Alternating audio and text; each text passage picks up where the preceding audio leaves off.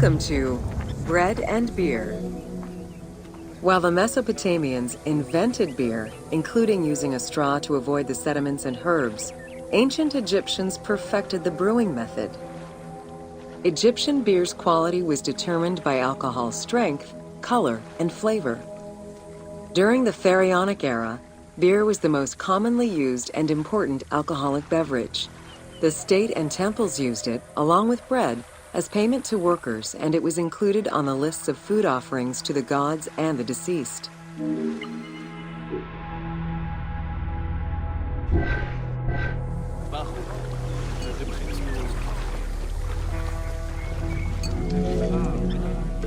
Beer was the popular drink of ceremonies and festivals.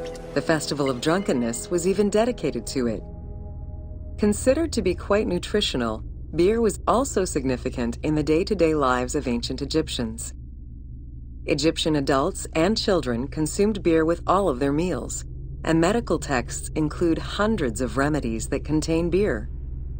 It remained the most popular alcoholic beverage until the Roman era.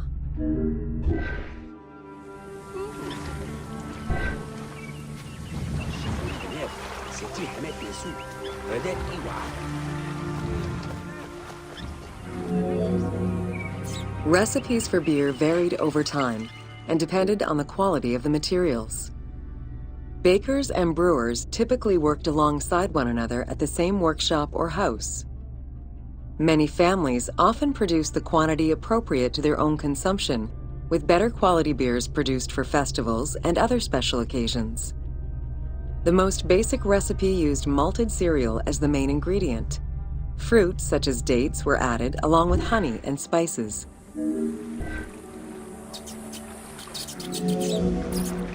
Once baked, bread would be crumbled into the brew to start the fermentation process. Adding grain enzymes would break down the starches, turning them into sugar and creating a thick mash.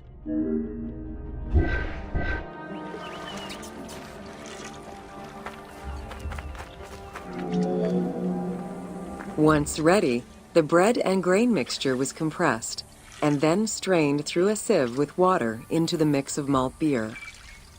Once fermented, the beer mash was transferred to large containers and again compressed by foot or with pestles.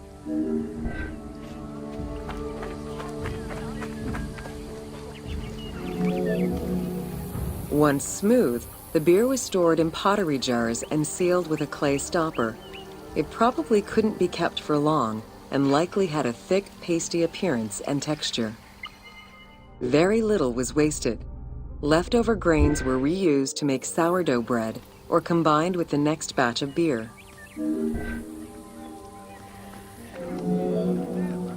While there are many ancient accounts for making bread, most of the knowledge known about ancient Egyptian brewing comes from an account by the alchemist Zosimus over 300 years after Cleopatra's reign.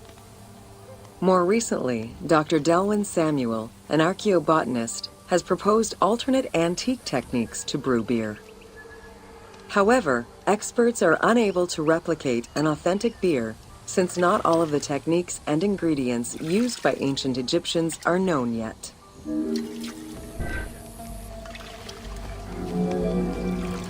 Food was prepared on the floor until the Middle Kingdom, when cooking benches were introduced.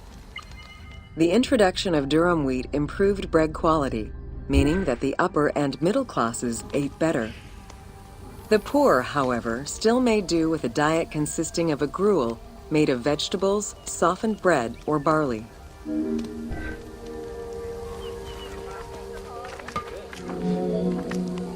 Dough was kneaded by hand or foot, and when sufficiently blended, additional items were added, such as fruits, nuts, honey, and spices. To leaven the bread, they added sourdough or leaven from beer brewing.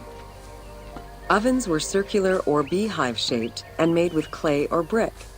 If there was no oven at all, a bread maker used the hot sand to bake flatbread, a technique still in use by some Berbers today.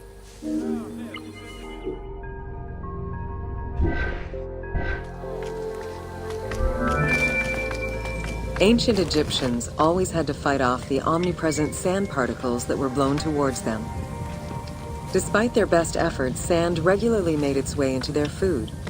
Additionally, particles from the grain-grinding stone tools and ovens they used also contributed to attrition and prematurely worn teeth.